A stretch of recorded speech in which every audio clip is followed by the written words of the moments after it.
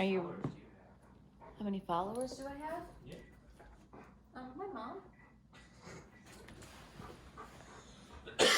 So yesterday we called this Yappy Hour with Mel and JD. Today we're calling it Wine and Wag. We'll get there. I feel like I should tell people what I'm drinking. So yesterday I was drinking a Chardonnay. I can't remember what it was called. Butter Knife Chardonnay, which apparently is the best-selling wine at the wine shop, the best-selling Chardonnay at the wine shop that we go to. And I tend to be a Chardonnay person, or I had been for a really long time, and then I got away from it. But recently, back into it, and I didn't even know where to pick up. Sorry for the noise in the background. We're working with distractions tonight. And so I picked the three most highly rated staff pick Chardonnays at this place, so we'll see how they work out. This one is an Olema.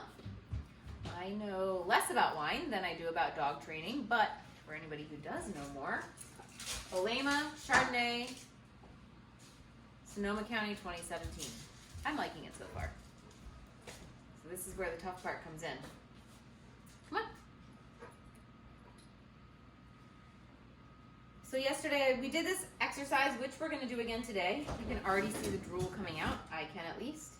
And I had a few questions, like how do we deal with distractions in the form of cars driving by outside, or cats that could potentially eat your food.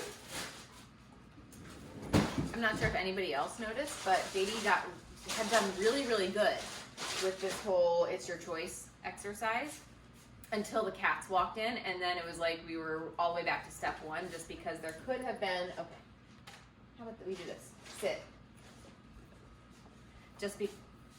There's nothing there.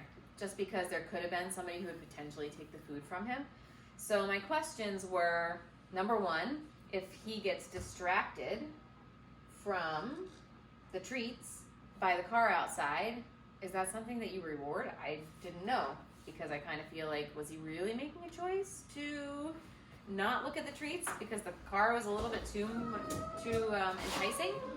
Or did he really make the choice to choose the treats over the car? You're gonna have to stay here, bud. Sorry. I know that he's getting so much out of the freezer for you. And then the other question was the cats. Like, I had kind of started to give him a little bit, all right, he'll be back. I had started to give him a little bit more space and require a little bit more time before I rewarded him for what I wanted him to do. He was getting really good at it. And as soon as those cats walked in, like I said, it was as if we were starting over from square one. So do I reward as if it's square one, or do I reward like I was 2 seconds ago before the cats came into the picture?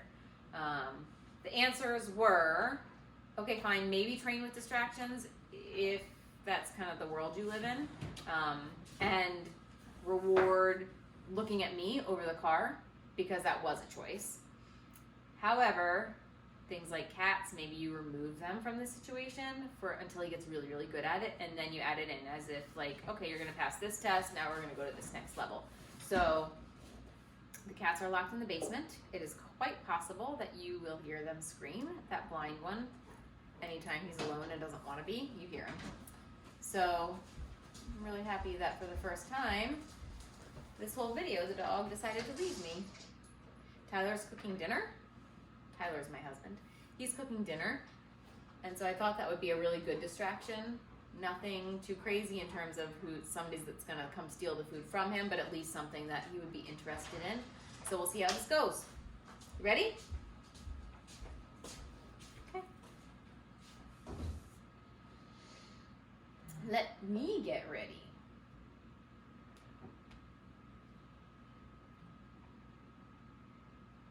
Yeah, that's not exciting, is it?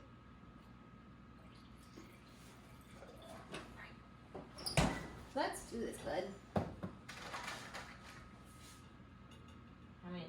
Maybe some more. Come on around. So, the point is to, there's nothing there, to hold the treats in my hand, and as soon as he backs away from them, that was very good.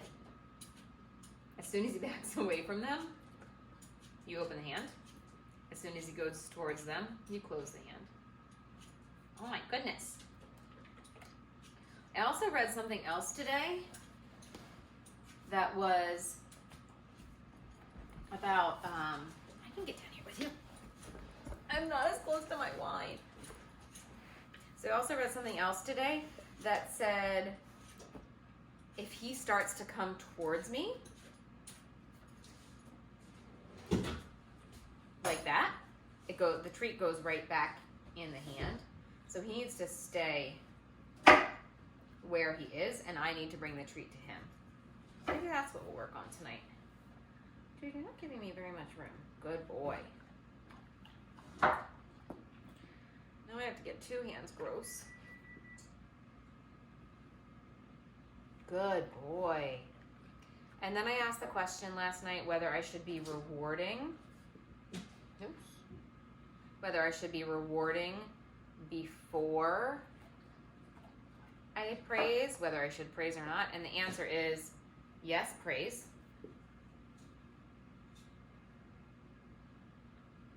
Good boy. And praise before you give him the treat. Well, can you double check that for me? Before I have a whole 15-minute conversation with myself? The square means it's recording. Yep. Yep. You're good. Oh, sorry for the interruption. So the bottom line is you praise, sorry JD, you praise before you reward. Good boy. Because then the praise is associated with the reward, and eventually you don't need to, good boy, give the reward, you just give the praise, right? Good boy. I really tried hard, good boy. I really tried hard to get his eyes last night.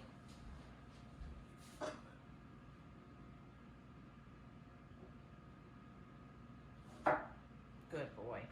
So I'm trying to, because he's like so intent on the treats now, he's watching them. Good boy. I'm trying to wait until his body language changes a little bit. From like, oh my God, I'm laser focused. Good boy. On this food that's in front of me to maybe I'm going to relax a little bit. Maybe I'm going to look at you. Maybe I'm going to look at something else that's over there. Because eventually, the goal of all of this at some point is to translate it to real world situations. JD. Which actually I would say we have been doing a little bit in the past 24 hours. For instance, he charges the door really excitedly when he charges the door really excitedly when somebody comes in or when he wants to go out.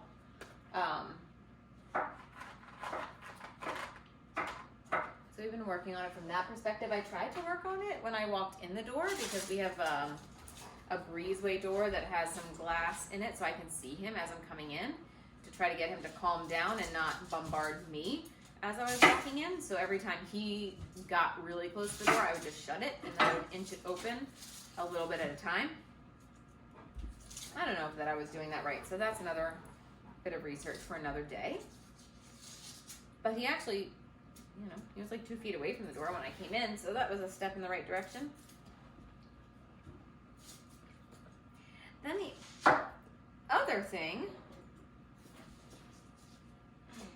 that's a very good boy. Good boy. Just can't use my hands. Too much wine. Then the other thing, nope, don't know what the other thing was. Totally just lost my train of thought. Good boy.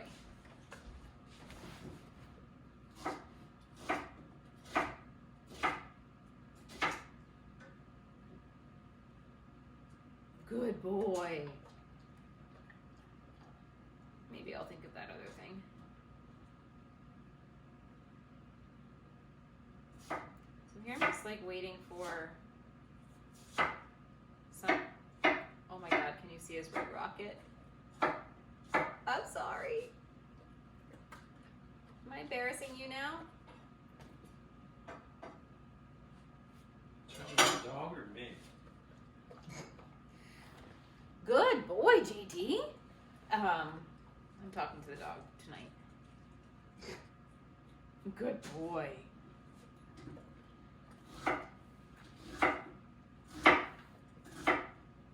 Oh man, you gotta put that thing away. You're done. Good boy. I'm so proud of him. Good boy. Alright, so let's, that one's yours, you're right. So let's just wait.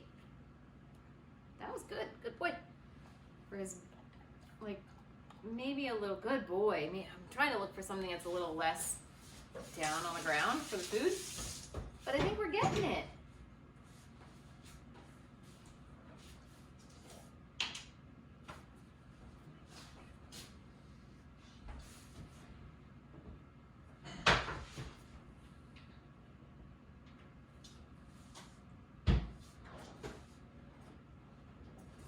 Good boy.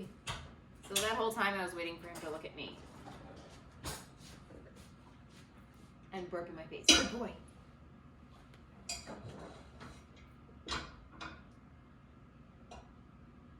Good boy. I don't necessarily know that he needs to be looking at me. But at least that way, I know he's not looking at the food.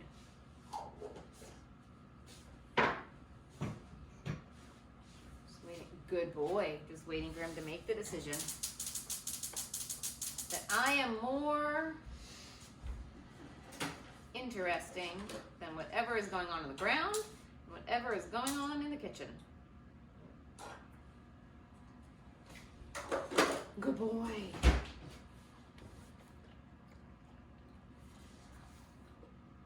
Good boy. We're down to our last treat.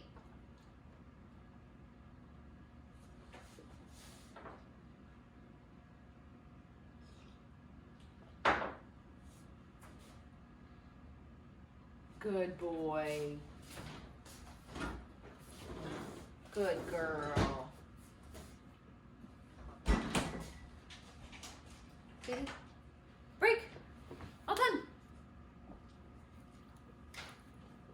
Nope, you're done. I don't have anything else. You can still look at me. Go.